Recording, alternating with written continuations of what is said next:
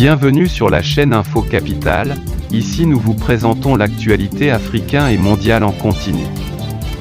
Très chers internautes, avant de commencer, merci de vous abonner et d'activer la cloche de notification pour ne pas manquer de nouvelles.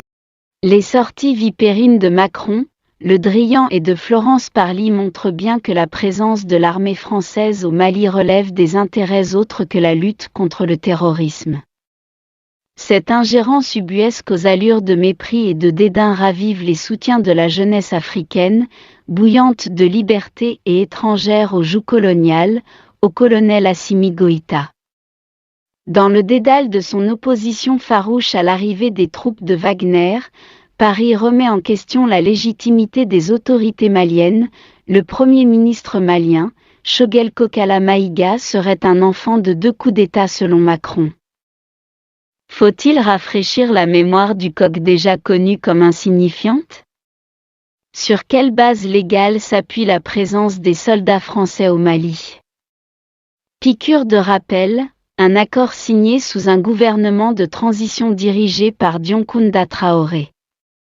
Ce gouvernement illégal qui avait sollicité une intervention aérienne, s'est vu imposer une intervention terrestre par la France. Le contrat sera résilié par la France. Parlant de légitimité, quelle légitimité pour le fils d'Éby intronisé par Macron himself? Seuls les sous-préfets intronisés par la France sont légitimes? Macron est lui-même plus légitime dans son pays que les autorités maliennes? La révolution est-elle seulement valable pour le seul peuple français et non pour les Maliens? Pourquoi nier aux peuples africains leur autonomie à disposer d'eux-mêmes? Du reste, quel bilan des 8 émoticônes, n'en croyant pas ses yeux en de présence de la France au Mali pour la pseudo-lutte contre le terrorisme, il appartient donc à la France de rendre des comptes aux autorités maliennes et non le contraire. Ce n'est pas à la France d'imposer un quelconque calendrier électoral au gouvernement malien. Mieux, le peuple malien demande une prolongation de 5 ans. 5 années pour accorder la priorité à la stabilité du pays et non à une organisation prématurée des élections.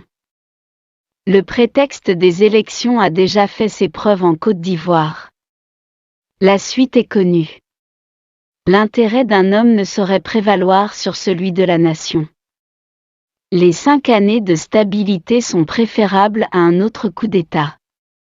À un moment, il faudra bien coller la paix au Mali et lui reconnaître sa liberté de disposer de lui-même. L'indépendance véritable du Mali est en jeu et par ricochet, celle du continent noir, au colonel Assimi Goïta, dans les pas de Thomas Sankara, l'histoire Sankara Kepaoré ne doit se reproduire. Gagnez la bataille de la stabilité du Mali pendant les 5 années à venir et retirez-vous. Sachez sortir par la grande porte. Aucune pluie n'est éternelle.